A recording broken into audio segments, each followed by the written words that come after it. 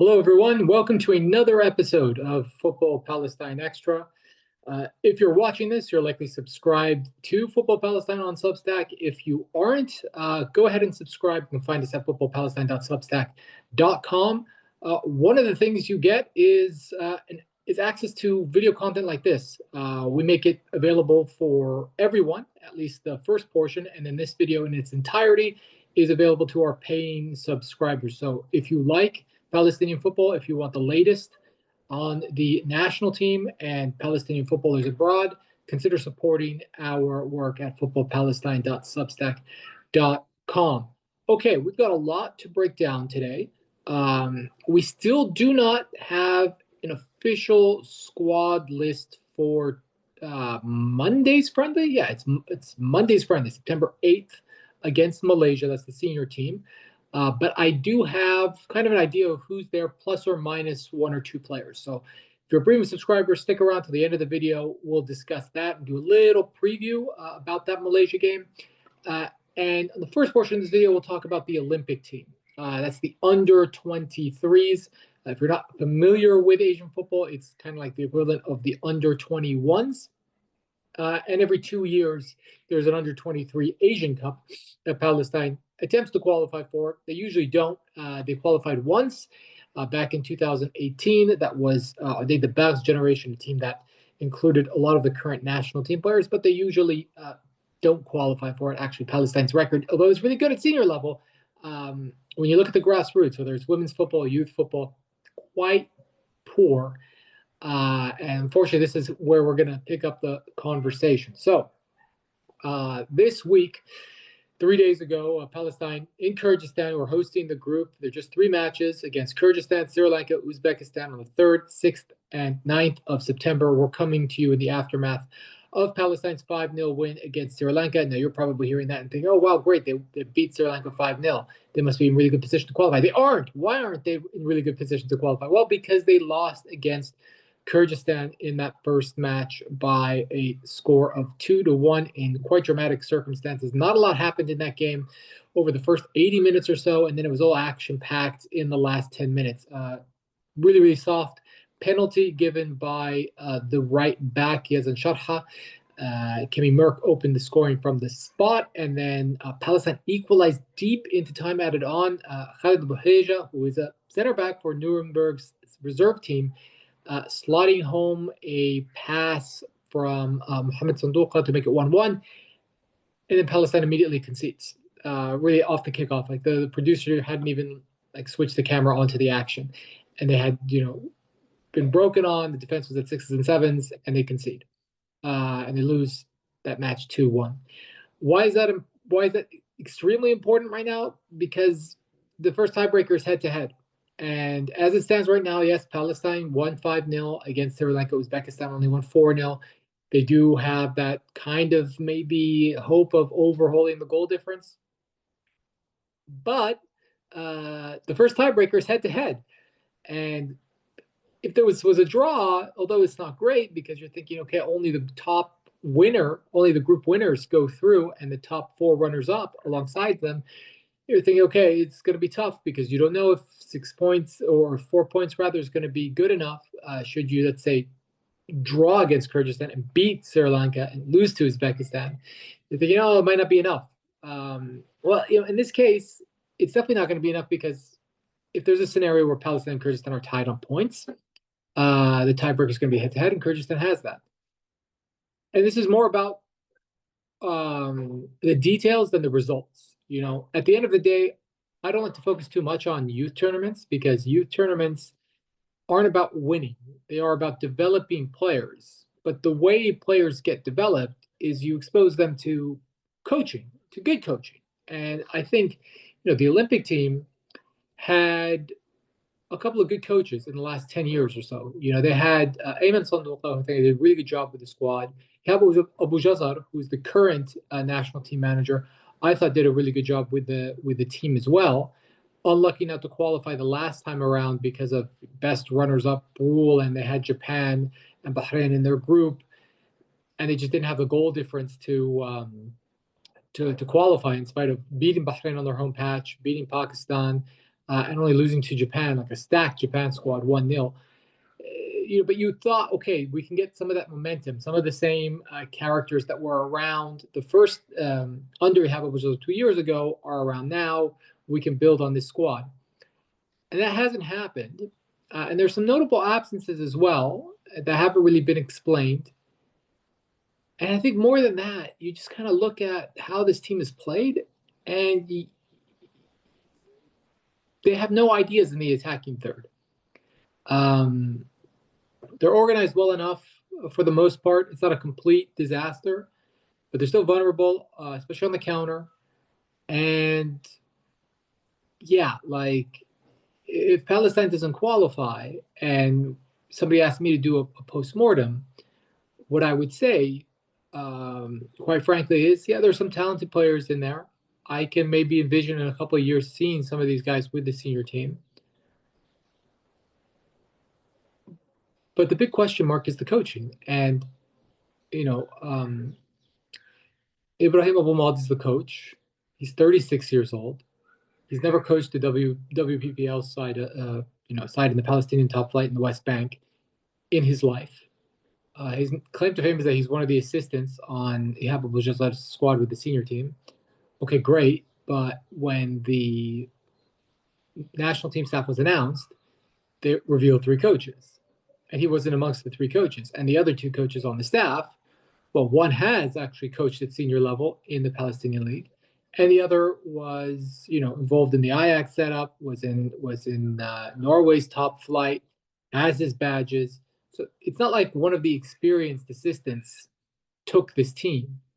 They're like the least experienced guy who wasn't even really announced. Like, oh, here's one of the marquee assistants to have, was given this team. And it kind of shows that, there's not really a lot of ideas there. And also squad composition is quite strange. I understand that, you can't just abandon players that are based in Palestine and then go build a squad of players that are all based abroad, especially because, you won't be able to prepare. You'd only have 2 days to prepare them. So I get that you need to depend on local players. But at the same time, I'm looking at the squad here, and Amaro Reza is born in 2003. So if players that are born in 2003 are allowed to be called in, well, if I look at eligible players, isn't Khalid Nabris an eligible player? Why hasn't he been called up? That's kind of strange, it, it just boggles the mind why, a forward that's playing in Egypt, unless he's injured. But then again, if he's injured, communicate that to us. There's been no communication as to why he's not there. Zacharias Abu Hadba, who was with the U20s, plays in Chile for Antofagasta. Again, you need a left back. I thought he didn't play the first match because he was suspended. I look at the squad sheet on match day 1 and match day 2 today, nowhere to be seen. So, there are a couple of players that you could have bought in that could have lifted the level. Another player I would have liked to see here is Munir al-Badarin. Munir al-Badarin with the under-20s was a fantastic little player. And, he's playing in the Bulgarian second division. And, okay, it's not a fantastic league, but he's playing with grown men. And he's, I think, only just turned 20. He's 19, 20 years old. So he's got a couple of seasons playing against men under his belt that you could definitely use. And when we look at how this team is trying to build attacks, they're not building attacks.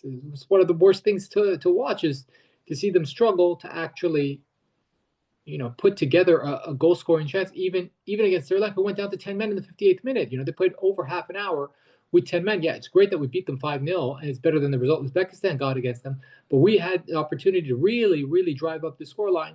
And quite frankly, 5-0 flattered us a little bit because Sri Lanka, I thought, tactically showed some things.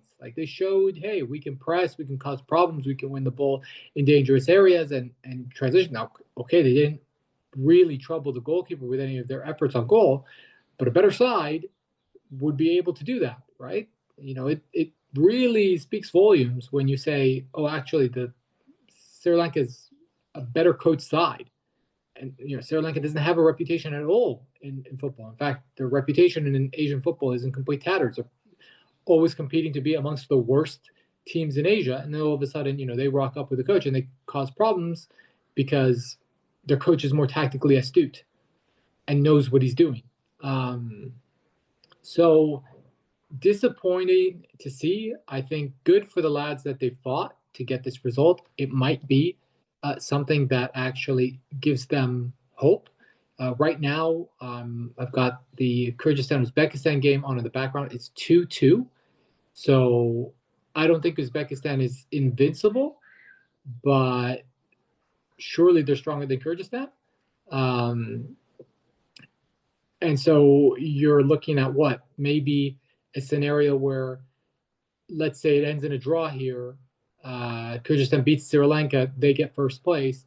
You have to beat Uzbekistan to get second place in the group, right? Because I would say there is not a way to actually surpass them with just a draw.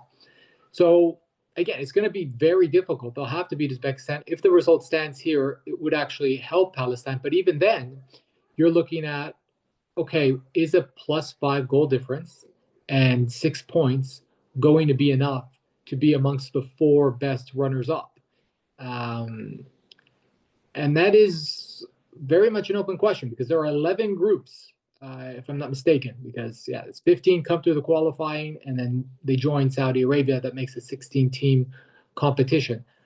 I don't know because there are some really, really, really poor teams, like really poor teams. Like Bhutan's in there and they got rocked by Jordan 11-0. Turkmenistan is in that group. They're quite decent at youth level. They could easily find a way to finish on 6 points and then rack up more goals than we did on Sri Lanka against Bhutan, for example, right? That's just for example. I don't want to go through all 11 groups because there's so many things that are in play, and this match has about 30 minutes to go. But it's just disappointing to see, and I think the difference is really in the details, and the mistakes they make. They don't circulate the ball. They rush things. They're a little bit too eager. If you had, I think, a manager that could communicate what an idea, then they would know not to make these silly mistakes. They might have also escaped with a result against Kyrgyzstan, and we'd be talking about a completely different scenario, a more realistic path to qualification. Now, it's not over. Like we said, if it ends now as a draw, these two teams would have 4 points. We'd have 3 points. If we beat Uzbekistan, we'd be guaranteed second place, and then we'll go into the lottery of seeing whether or not we'd be one of the best runners up. And again, I would say finishing second, just because for the seeding for the next time around, is also super important because we got a little bit unlucky with the draw here. I think quite a difficult draw. Kyrgyzstan is perhaps the best team out of pot 3, and Uzbekistan is like always. I mean, they're like the creme de la creme of youth development in Asia, alongside Japan, right? They were at the last Olympics. They were at the U20 World Cup. So this is a very strong team. So we'll hope that they can beat Uzbekistan, but it's going to be a very, very, very tall order. So we'll get to that reaction on Tuesday, when it happens.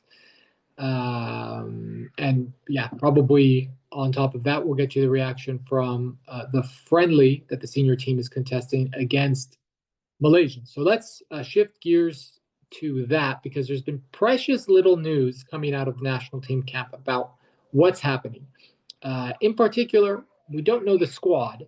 And this is very peculiar because since they sort of changed everything within the national team, from the staff, the people who handle the media, this staff has been quite quick in putting out statements of like, here's who we called up. They even announced their first squad with a quite snazzy video and all that stuff.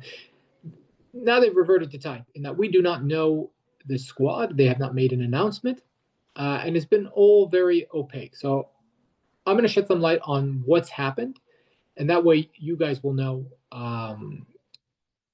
kind of what the thinking is here, and I think I'll answer, I think, a lot of questions and concerns. Probably the first question is, we're playing one match in this window. Why haven't we played two? I think it's a great question. What I can tell you is that the Palestine Football Association did try. The initial conversations were to play against Qatar. That, for whatever reason, fell through. Qatar ended up playing against Bahrain. They drew 2-2 the other day. The other thing that was explored didn't quite work out. Some logistical issues here and there, was to play against the Dominican Republic in Jordan,